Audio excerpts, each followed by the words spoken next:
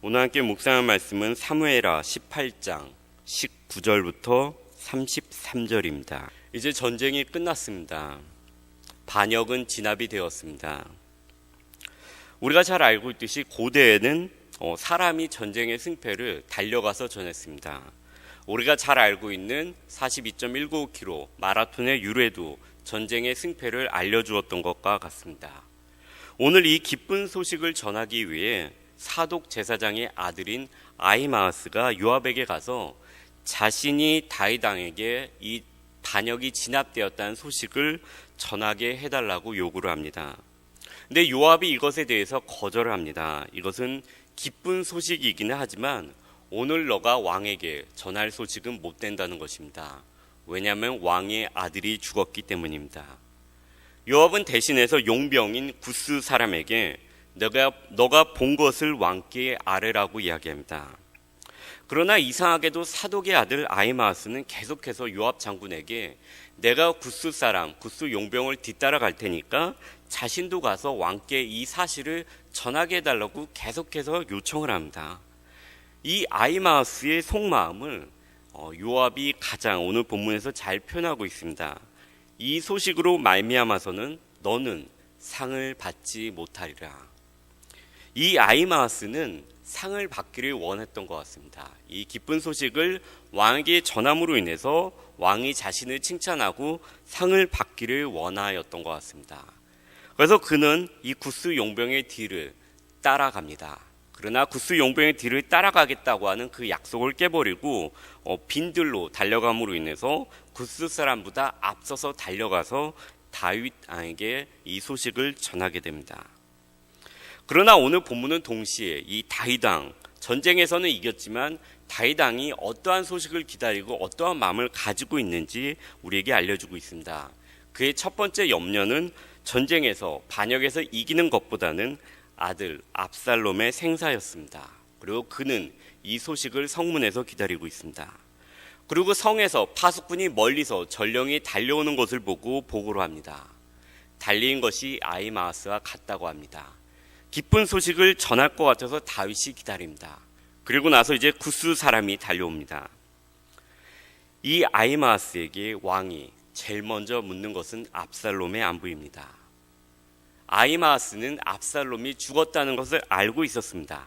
그러나 왕의 이 질문 앞에서 그는 영리하게 한 발짝 물러나서 사실을 이야기하지 않습니다. 요압이 왕의 종 나를 보낼 때에 크게 소동하는 것을 보았사오나 무슨 일인지는 알지 못하였나이다. 그는 사실대로 이야기하지 않습니다. 그리고 나서 구스 사람이 도착해서 압살롬의 아들이 죽었음을 간접적으로 이야기합니다. 내주 왕을 치는 자들은 이 젊은 압살롬과 함께 되기를 원한다고 이야기합니다. 그리고 33절에서 우리는 다윗의 아이러니를 볼 수 있습니다. 왕의 마음이 심히 아파 문 2층으로 올라가서 오니라. 그가 올라갈 때에 말하기를 내 아들 압살롬아 내 아들 압살롬아 차라리 내가 너를 대신하여 죽었다면 압살롬아 내 아들 압살롬아 4번에 걸쳐서 자신의 아들 죽은 압살롬을 슬퍼합니다. 압살롬이 죽고 난 후에 다윗이 할 수 있는 것은 사실 아무것도 없었습니다. 사울이나 요나단처럼 애가를 불러줄 수도 없었고요. 그 다음에 무덤을 만들어줄 수도 없었습니다. 왜냐하면 그가 자신의 아들이기도 하지만 동시에 나라를 배반한 반역자이기 때문입니다. 그렇기 때문에 그의 죽음 앞에서 그가 해줄 수 있는 것은 아무것도 없었습니다. 자식을 잃어보지 못한 사람은 이 다윗의 슬픔을 아마 이해할 수 없을 것입니다. 그러나 우리는 오늘 본문 가운데서 다윗의 인생 가운데서 다윗의 모습 가운데 반대되는 아이러니한 모습을 볼 수가 있습니다. 다윗은 전에 우리아의 아내 밧세바와 간음을 한 다음에 하나님의 선지자 나단이 와서 그의 아기가 죽을 것이라고 얘기합니다.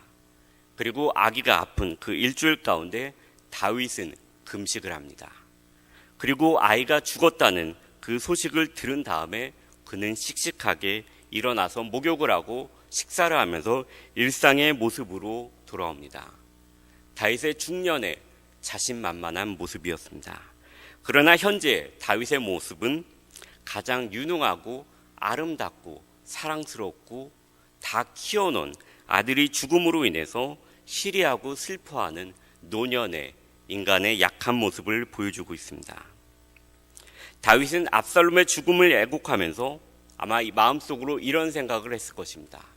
내가 그때 그렇게 죄를 짓지 않았다라면 칼이 내 집안위에 계속 이렇게 일어나는 이런 피비린내 나는 일이 일어나지 않았을 텐데 라면서 자신을 탓하였을 것입니다. 그러나 우리는 본문 33절의 마지막 장면을 보면서 인간의 이기적인 모습을 다시 한번 보게 됩니다. 다윗은 내 아들 압살롬아 압살롬아 4번에 걸쳐서 그의 죽음을 애곡합니다. 그러나 우리는 동시에 생각할 수 있는 것이 죽은 우리아입니다. 전쟁 가운데서 억울하게 죽은 우리아, 만약에 우리아의 아버지가 이 소식을 알았다면 우리의 아버지도 동일하게 내 아들 우리아야 우리아야 내가 너를 대신하여 죽었더라면 얼마나 좋았을까라고 우리아의 아버지는 울었을 것입니다. 동시에 하나님의 마음은 어떠했을까요? 인간 세상에 죄악이 넘쳐날 때 이 죄악 가운데서 억울하게 죽어가는 우리아를 보면서 하나님의 마음 또한 내 아들 우리아야 우리아야 라고 울었을지도 모릅니다. 다윗은 요압에게 우리아와 같이 죽었던 다윗의 충신 장군들의 죽음 앞에서 약간 겁을 내었을지도 모르는 요압에게 다윗은 이야기합니다. 그런 일로 걱정하지 말라. 칼은 이 사람 위에도 있고 저 사람 위에도 있다고 안심하며 죄에 대해서 아무렇지도 않게 여겼던 다윗이 오늘 그의 아들 요압의 죽음 앞에서 칼은 여기에도 있고 저기에도 있다라고 그는 결코 말하지 못합니다. 이 죄의 대가는 이렇게 무서운 것 같습니다. 또한 인간은 이렇게 약한 것 같습니다. 죄라는 것은 너무나도 무섭게 우리의 삶 가운데서 우리의 삶을 잡아먹고 우리의 인생을 잡아먹습니다. 이 세상 가운데서 죄가 있음으로 인해서 이 세상은 미움과 아픔이 가득하게 됩니다. 그러나 우리 인간은 또한 죄에 대해서 회개하고 죄에 대해서 경각심을 가지기도 하지만 오늘 다윗이 이렇게 슬퍼하는 것처럼 자신이 지은 죄 앞에서는 약해지는 모습을 보기도 합니다.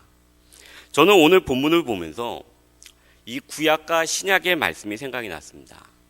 신약의 말씀은 인간의 죄악으로 인해서 어떻게 구원받을 수도 없는 인간의 모습을 마태, 마가, 누가, 요한복음이라는 예수님의 소식을 우리에게 전함으로 인해서 우리가 구원을 받아야 되고 구원을 받을 수 있다고 얘기합니다. 그러나 사도행전이 끝나고 나면은 교회 안에서 어떻게 신앙생활을 해야 되는지, 교회 안에서 어떻게 질서가 잡혀야 되는지, 교회 생활을 어떻게 해야 되는지, 또한 우리가 신앙을 어떻게 잘 지켜야 되는지에 대해서 신약 성경은 얘기하고 있습니다. 그러나 우리가 잊지 말아야 되는 것은 우리에게 구약이 있다는 것입니다. 구약은 우리에게 끊임없이 인간의 죄악에 대해서 가르쳐 줍니다. 인간이 얼마나 죄인이고 인간이 얼마나 약한 존재라는 것을 우리에게 계속해서 일깨워 줍니다. 그렇기 때문에 신약에 있는 교회 안에서 우리가 어떻게 교회를 바로잡고 우리가 하나님 앞에서 어떻게 바른 신앙을 해야 되는가는 이 구약의 바탕 안에서 오늘 본문과 같이 인간이 죄 앞에서 얼마나 약하고 또한 인간이 죄를 계속해서 짓는 존재라는 것을 일깨워 주지 않으면 우리가 교회 안에서 신앙생활도 마찬가지고 우리가 하나님 앞에서 행하는 신앙생활도 바로 해나갈 수 없다는 생각이 들었습니다. 우리의 인생 가운데서 신약의 말씀이 너무나도 좋고 달콤하지만 또한 구약에서 우리의 죄에 대해서 인간의 약함에 대해서 계속해서 말씀하고 있는 이 말씀을 기억하면서 우리가 교회 안에서나 하나님 앞에서 바로 걸어갈 수 있는 저와 우리 모두가 되었으면 좋겠습니다.